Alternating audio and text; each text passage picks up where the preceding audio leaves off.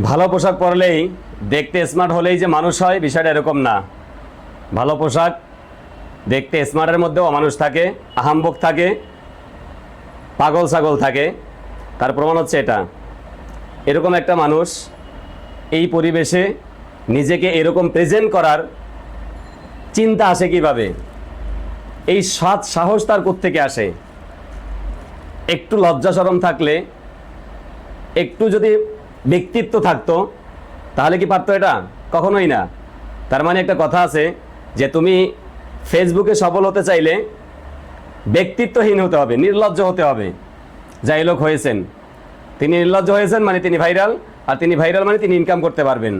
উনি যা করছেন এগুলা করে কি ইনকাম করার সাহস বা চিন্তা আপনি করতে পারবেন? আমি করতে পারবো?